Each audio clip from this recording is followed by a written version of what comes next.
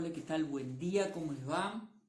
Vamos a ver, se sumó 1, se sumaron 6, se sumaron 17, se sumaron 21, 30, 34, 35, 38, vamos con elenco, 43,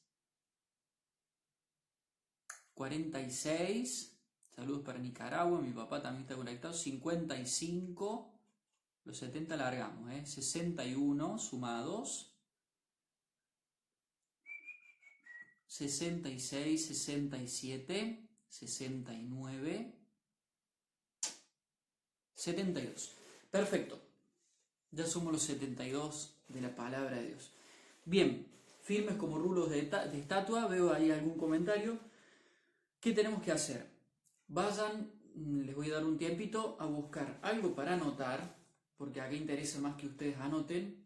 Si tienen lapiceras, lápices de colores, vayan a buscarlos y vayan a buscar su Biblia. Si ustedes van a rayar su Biblia, como la tengo yo, les vuelvo a mostrar, ya somos más de 100.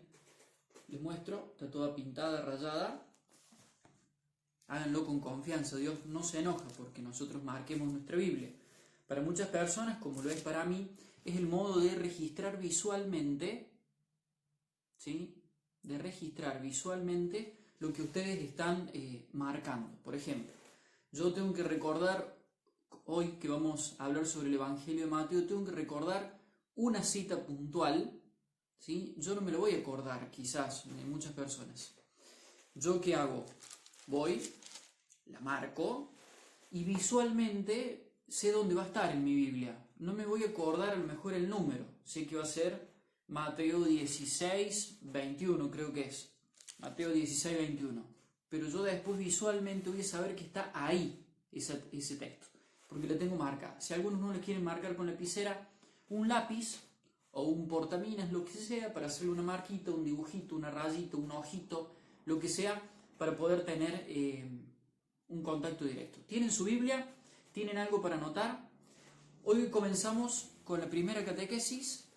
Veremos en el tiempo cuántas de estas podemos sostener. Hoy sobre el Evangelio según San Mateo, que es el primero, no significa que sea el más antiguo, sino el primero de los Evangelios. Uno va a la Biblia, tiene marcados los Evangelios, son 4, Mateo, Marcos, Lucas y Juan. Mateo, Marcos, Lucas y Juan. El primero ubicado es Mateo. Les vuelvo a repetir, no significa de que sea el evangelio más antiguo. El más antiguo es el Evangelio de Marcos. Llegaremos, si Dios quiere, en la próxima catequesis a abordar ese evangelio. Tiene el Evangelio según San Mateo. Pequeño paréntesis, quiero saber si se escucha bien, si me pueden registrar bien, si ya todos tienen el material. Respóndanme solamente si pueden escucharme bien en este momento, que es muy importante.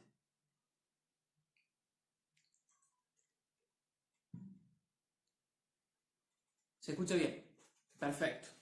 El Evangelio según San Mateo tiene 28 capítulos, pero estos 28 capítulos tienen un interés del personaje que lo escribe. Nosotros siempre decimos, y mal decimos, Evangelio de Mateo. Y no es el Evangelio de Mateo, es el Evangelio de Jesucristo según San Mateo. ¿Qué es lo que nos quiere decir esto cuando nosotros decimos según San Mateo? Esto nos quiere decir que Mateo fue una persona con una historia que escribió sobre Jesús. ¿Qué leemos nosotros? No el Evangelio que escribió Jesús, sino el Evangelio que escribió Mateo hablando sobre Jesús. Esto ya nos introduce directamente en dos elementos que son esenciales. Primero, tenemos que saber quién fue Mateo para poder entender su Evangelio. Y tenemos que entender también a quién fue dirigido el Evangelio de Mateo. Acá en sus apuntes 2 flechas. ¿Quién fue Mateo? ¿Y quién fue su destinatario? Vamos por parte. Primero, un evangelio escrito alrededor del año 80 de nuestra era, es decir, 80 después de Cristo. Esto nos dice ya directamente que Mateo, cuando se sentó a escribir el evangelio, no lo escribió con Jesús sentado al lado. ¿Sí? Primer criterio, Jesús no estaba sentado al lado de Mateo. ¿Qué hace el evangelista? Lo hace Mateo, lo hace Marcos, lo hace Lucas y lo hace la comunidad joánica o San Juan. Después veremos eso. ¿Qué es lo que hace el evangelista? El evangelista, pensando en el destinatario que tiene, que ya vamos a ver quién es en Mateo, el destinatario que tiene, recolecta no solamente de su fuente, sino de otros lugares, todo lo que escuchó sobre Jesús y le dice a ellos, su destinatario, ¿quién es Jesús? ¿Qué hizo Jesús? ¿Por qué actuó así Jesús? ¿Se entiende? Eso es lo que hace el evangelista al momento de tomar el texto y redactarlo, el evangelista, en este caso San Mateo. Mateo fue un recaudador de impuestos. En torno al capítulo 9, ustedes pueden leerlo después, cuenta un poco su historia. ¿Sí? Si no me equivoco, porque puedo equivocarme, me puede fallar la memoria, es que no lo noté.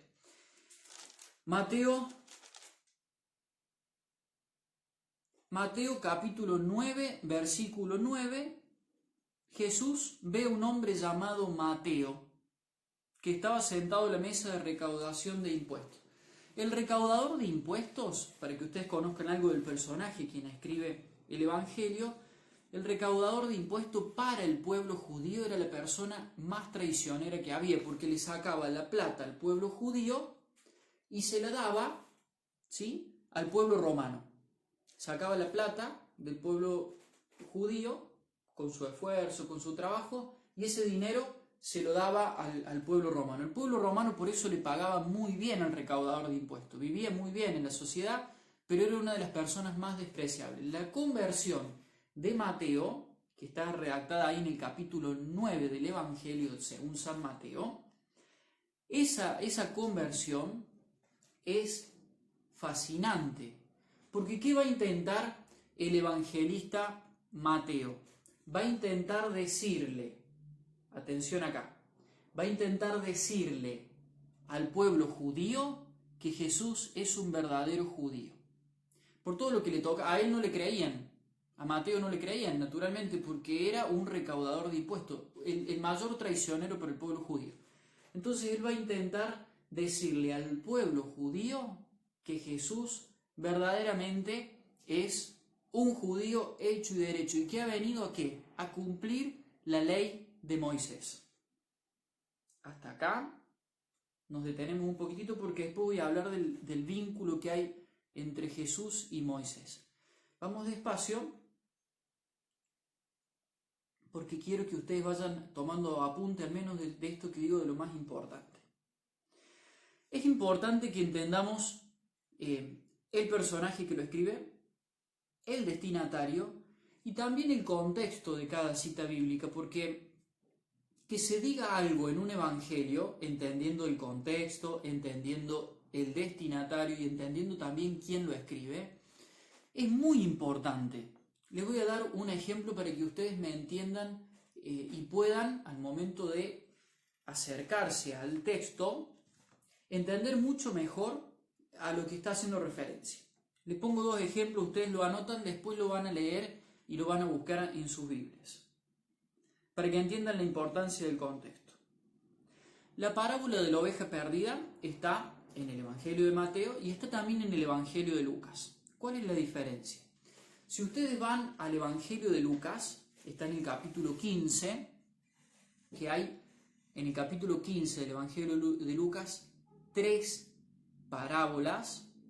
Esas 3 parábolas están en la explicación de la misericordia de Dios. El contexto de esas 3 parábolas es un Jesús hablándonos del amor, el cariño y la misericordia que Dios nos quiere.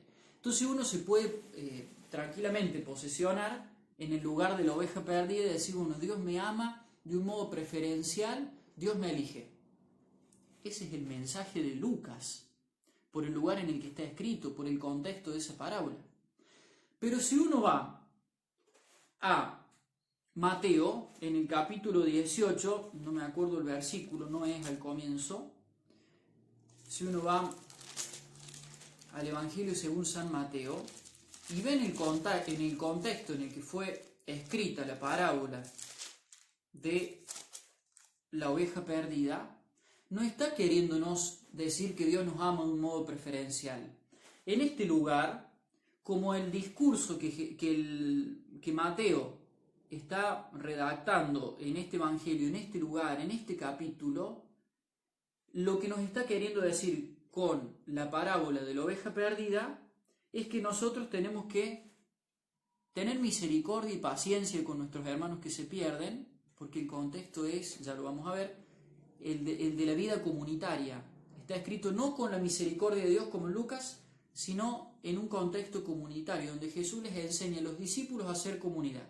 Entonces ahí no le está diciendo que Dios los ama preferencialmente, no, les está diciendo vos tenés que tener paciencia de tu hermano, tenés que respetar su proceso, bla, bla, bla, bla. ¿Se entiende? La misma parábola contada de dos modos distintos, pero en dos contextos distintos.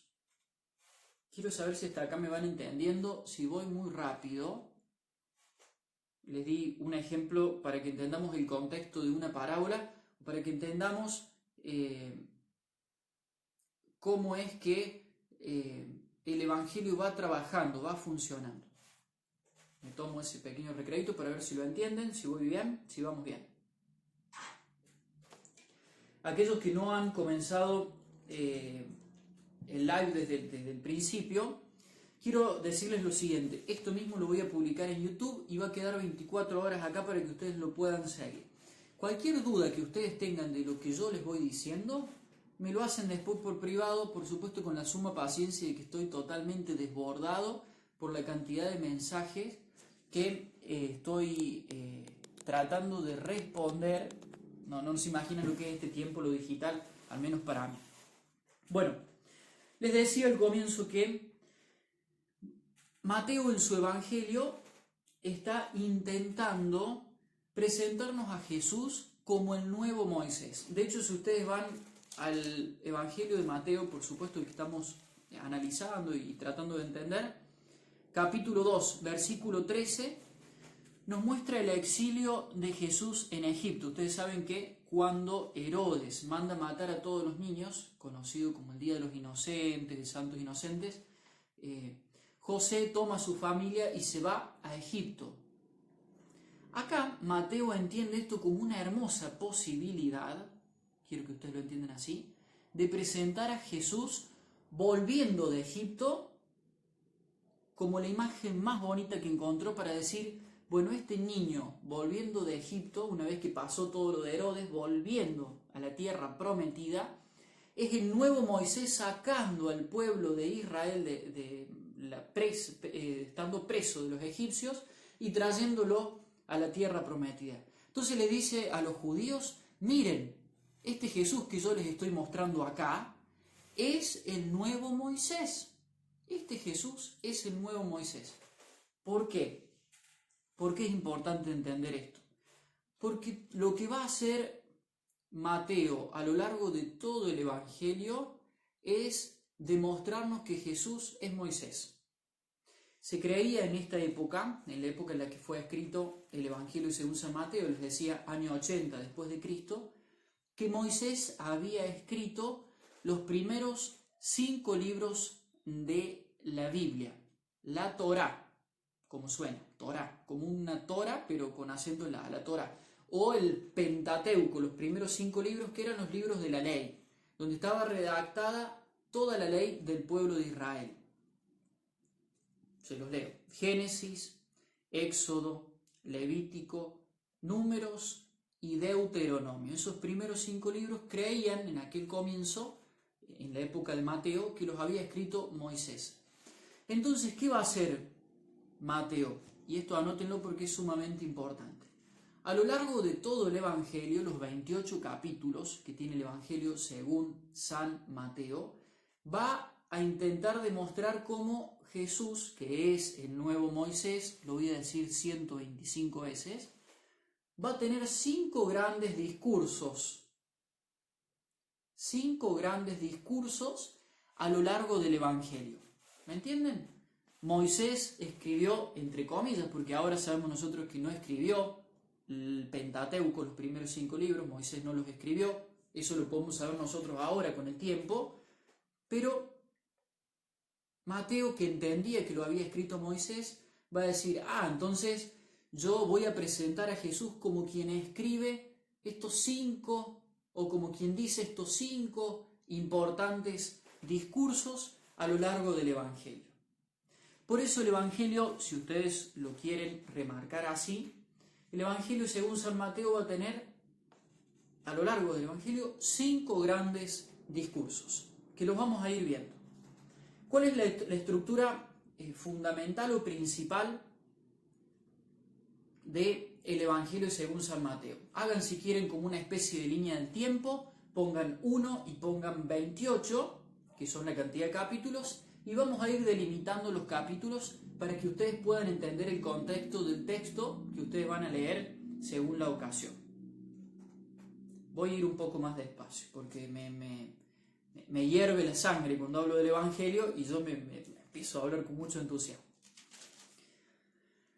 Del siguiente modo nos vamos a ubicar para entender la estructuración que Mateo le da al Evangelio. Los primeros 2 capítulos es un prólogo y es conocido como el Evangelio de la infancia de Jesús. Si uno lee el capítulo primero y el segundo del Evangelio de Mateo, va a encontrar la infancia de Jesús. El intento que nos está haciendo el evangelista es que nosotros podamos conocer sobre un Jesús que tuvo una historia, una infancia. Entonces voy a decir, bueno, este es Jesús. Tac, ahí nomás. ¿Se entiende? Capítulo 1, capítulo 2. A continuación, el evangelista,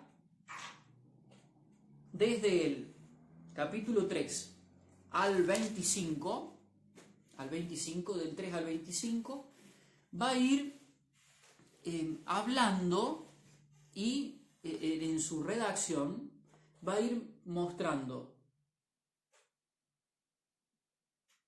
hechos y palabras, 2 caras de una misma moneda. ¿Cómo demuestra Mateo que Jesús es verdaderamente Moisés? Porque lo que dice, lo hace. Palabras, hechos. Jesús que dice y Jesús que hace. Porque si no, nosotros podríamos decir mucho, pero si no hacemos nada, no podemos comprobar de que Jesús verdaderamente es el Mesías y el Rey. ¿Sí? Después el tema del reinado va a ser muy importante, va a ser otro tema que les voy a tocar a continuación. No voy a tratar de no hacerlo muy largo. Entonces, Mateo estructura el Evangelio en los 5 grandes discursos donde Jesús va a hablar, ¿sí? ¿Cierto? Va a hablar, pero también va a hacer y después va a hablar. Vamos a ir viéndolos. Vamos a marcar primero en sus Biblias, si quieren, o los anotan y después los marcan, los discursos, los primeros 5 discursos de Jesús en este Evangelio. Capítulo 5, quizás el más grande y el más conocido. Si ustedes van al capítulo 5 de Mateo, van a encontrar el primero de los discursos, conocido como el Sermón de la Montaña. Este discurso de Jesús dura del capítulo 5 al capítulo 7. Mateo 5 al 7, capítulo 5 al 7, es el gran discurso de la montaña. Y yo he marcado con un cuadradito en el versículo en el que comienza porque es muy llamativo. Miren el capítulo 5, versículo 2.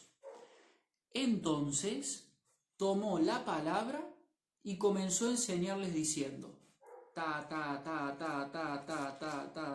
capítulo 5 completo, capítulo 6, capítulo 7 completo, capítulo 8. Miren cómo cambia. Capítulo 8, versículo 1. Cuando Jesús bajó de la montaña, lo siguió una gran multitud, entonces un leproso fue a postrarse. Termina de hablar Jesús, se baja de la montaña y cura enfermos, curación de un leproso, curación del sirviente del centurión, curación de la suegra de Pedro, diversas curaciones. Tic. El que habla, hace. Primer discurso entonces, el Sermón de la Montaña, capítulo 5, más precisamente capítulo 5, versículos 2, Entonces Jesús tomó la palabra y ahí empieza a enseñar. Inclusive la actitud de Jesús que se sienta. Era común que el maestro se sentara y sus discípulos, en esta época, se sentaran a su alrededor para escuchar la gran lección del maestro. Jesús acá se sube a la montaña como un gran maestro. ¿Jesús se sube a la montaña? Se lo tiro como curiosidad. ¿Moisés no subió a la montaña en algún momento para bajar con la ley de Dios? Mateo, que quiere mostrarnos a Jesús como Moisés, ¿no será que en esta ocasión que Jesús sube a la montaña para enseñar a los discípulos y bajar la ley, la palabra de Dios, ¿no será un nuevo Moisés que sube a la montaña para bajar la enseñanza de Dios? Yo creo que ya ustedes en este momento pueden dar respuesta a esa pregunta que acabo de hacerles. Esto es imperdible, les estoy dando la letra que ustedes necesitan escuchar y saber para poder entender el Evangelio según San Mateo. Segundo discurso, las instrucciones para los misioneros. ¿A dónde lo van a encontrar? Van al capítulo 10, versículo 5. Yo voy un poquito rápido para no hacerlo largo. Ustedes después pueden ir a YouTube, detenerse en la transmisión y poder encontrarlo. Capítulo 10, versículo 5. Dice así: a estos 12 Jesús los envió con las siguientes instrucciones.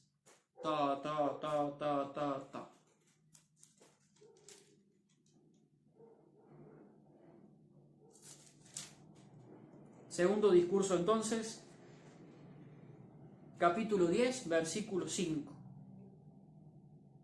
Tercer discurso, conocido como las parábolas del reino, donde Jesús enseña sobre el reino de Dios, palabra importante, ¿sí?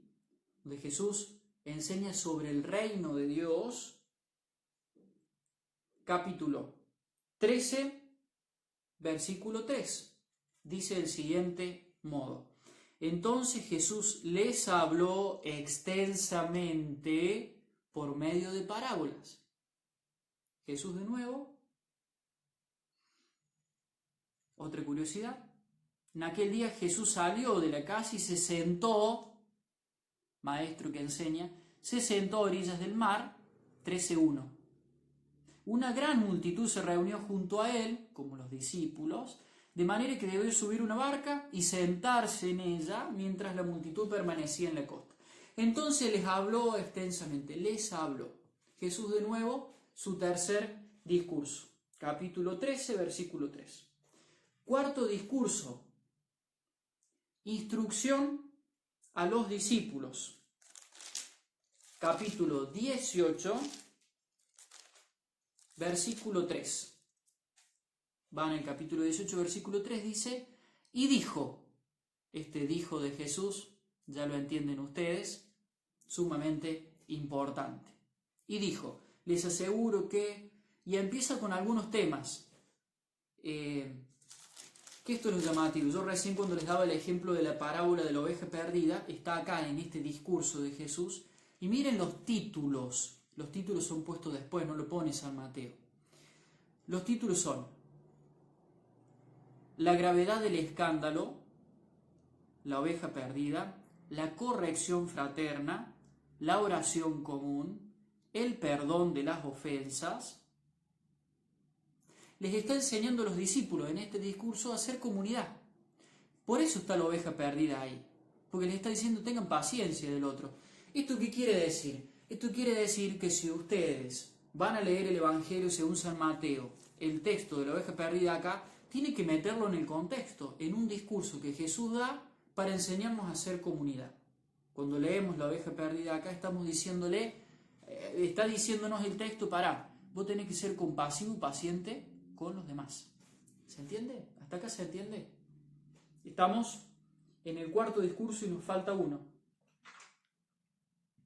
¿Se entiende? Es importante saberlo porque si no, no avanzo. Mientras tanto me tomo un mate.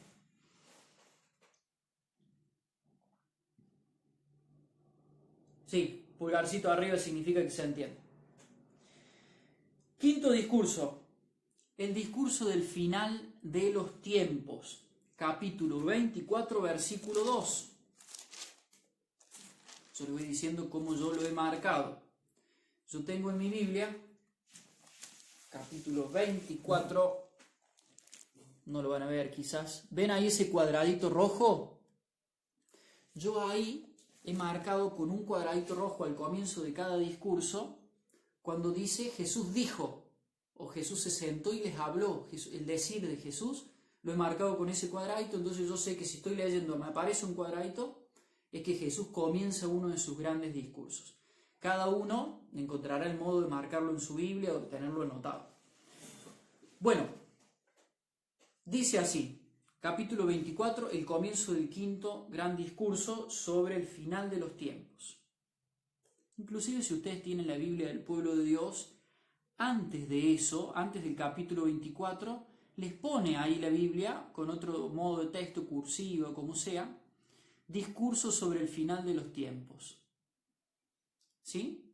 Capítulo 24, versículo 2. Dice, pero él les dijo, ¿ven todo esto?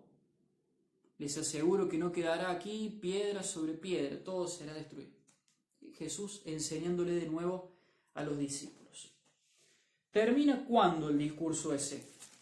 Ese discurso termina en el capítulo 25. Es decir, que el 26 empieza otra cosa nueva, que es un epílogo. Atenti cucaracha. Teníamos un prólogo, la infancia de Jesús, y un epílogo, un final del Evangelio, que es propiamente lo escatológico, la pasión de Jesús, para que ustedes lo entiendan. Pasión y resurrección de Jesús, la última parte. Un Jesús que tiene una infancia, un Jesús que tiene una pasión, muerte y resurrección, y al medio un gran Moisés que tiene hechos y palabras.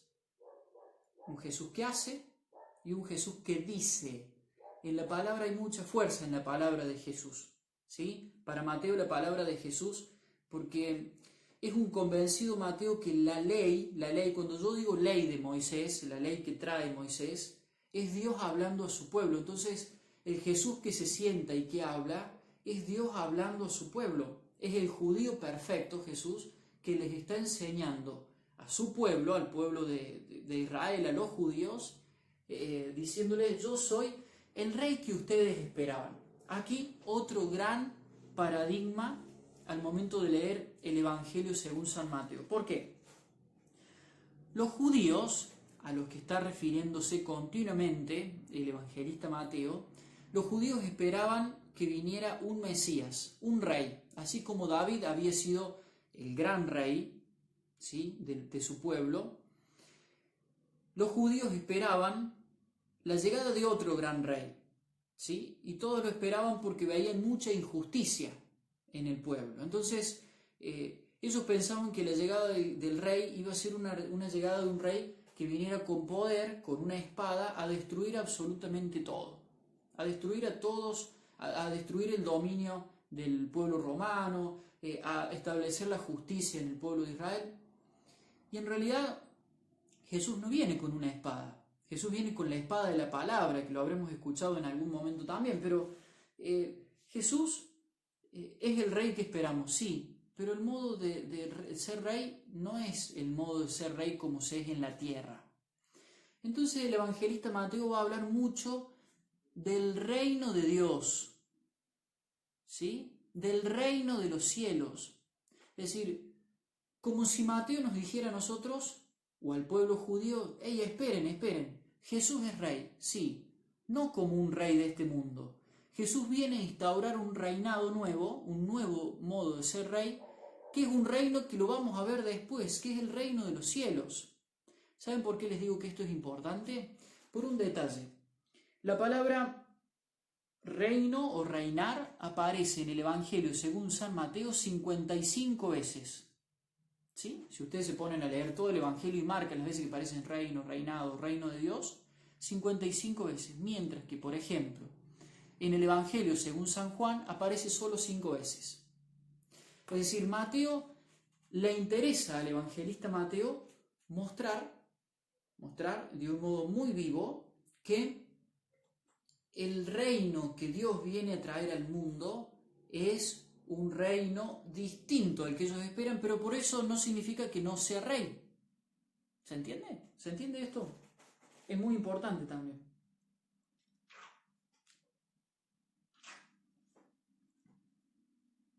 ¿Se entiende?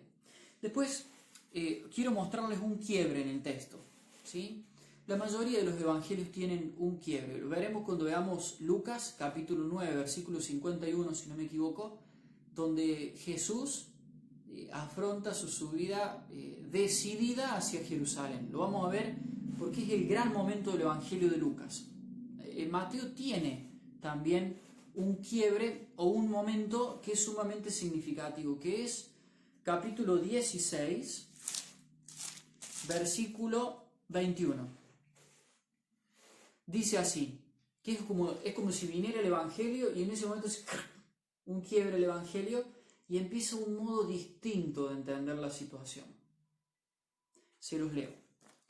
Dice, después de aquel día, Jesús comenzó, después de todo esto que pasó, Jesús comenzó a anunciar a sus discípulos que debía ir a Jerusalén y sufrir mucho de parte de los ancianos, de los sumos sacerdotes y de los escribas, que debía ser condenado a muerte y resucitar al tercer día. Es el primer anuncio de la pasión. Capítulo 16, versículo 21. A partir de ahí, antes de eso, Jesús lo enseña, Jesús hace todo.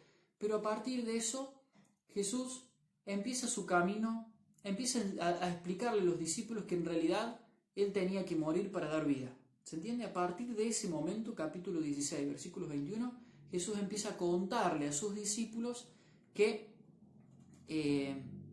iba a sufrir para dar vida. ¿Sí? Antes de eso los discípulos no entienden, le tratan de explicar a Jesús, o Jesús les explica y los discípulos no entienden, pero a partir de ahí empieza a explicarles qué es lo que iba a pasar con su vida. Primer anuncio de la pasión, capítulo 16, versículo 21.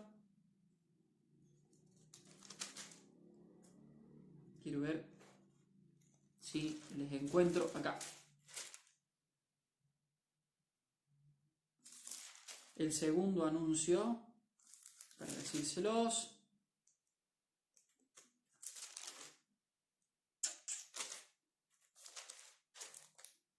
Pensé que los tenía más claro anotados acá.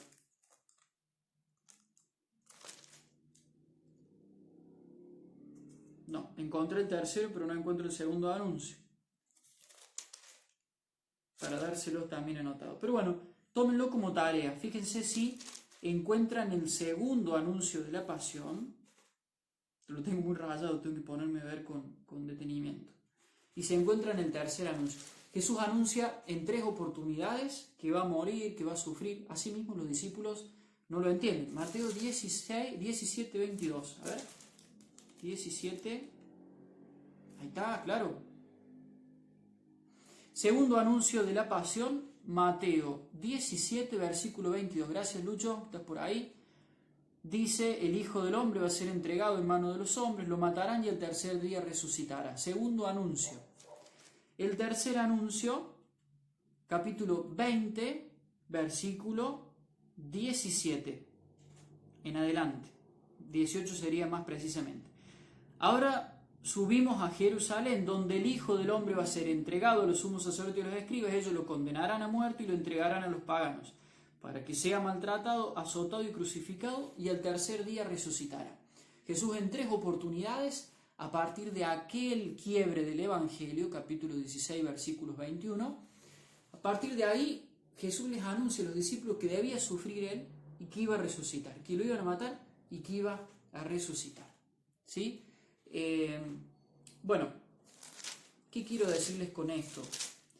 Quiero que ustedes de algún modo tengan un contexto, una aproximación significativa del Evangelio de Mateo ya terminé, para que también puedan comprender qué quiere decirnos Mateo cuando nosotros lo leemos, que puedan entender a lo largo de estos pasajes o de esta explicación que hay, por un lado, alguien que escribe, que era un recaudador de impuestos convertido, que había un destinatario que era un pueblo judío, y también que el Evangelio no lo escribe Jesús, lo escribe una persona hablando sobre Jesús y que tiene una intención. Es muy difícil la intención que tiene Marcos, que la que tiene Lucas, que la que tiene Mateo. Juan es distinto. Estos tres evangelios, los sinópticos, busquen esa palabra que significa sinóptico, Mateo, Marcos y Lucas. Esos tres evangelios tienen una intencionalidad, porque tienen un destinatario muy distinto. ¿Sí? Por eso, bueno, les agradezco este momento compartido. Hemos sido muchas personas conectadas. Les agradezco eso en este momento y ojalá que los entusiasme, compartan esta enseñanza y nos encontramos, vaya a saber cuándo. Les pido que me hagan sugerencias si está bien este horario a las 11 de la mañana. Podemos encontrarnos quizás mañana a esta hora o pasado mañana a esta hora. Estén atentos, activen las notificaciones en la cuenta para no perderse el próximo evangelio, que es el Evangelio según San Marcos, ¿sí? Para que podamos sentarnos del mismo modo con la Biblia, con un cuadernito, con lápices o lapiceras para rayar y el mate y poder hacer una aproximación al Evangelio según San Marcos. ¿Qué tarea les dejo? Con esta idea que ustedes tienen que ponerse a leer desde ya todo el Evangelio según San Mateo. Dejen de leer lo que están leyendo, es muy poquito, pero pónganselo a leer porque es fabuloso y van a entender muchísimo más de lo que estamos hablando. Que Dios los bendiga en el nombre del Padre, y del Hijo y del Espíritu Santo. Amén. Compartan esta transmisión desde abajo, la flechita que ustedes tienen, pueden enviarlo y pueden compartírselo a otra persona. ¿Sí? Chao, nos vemos a la tarde para la misa.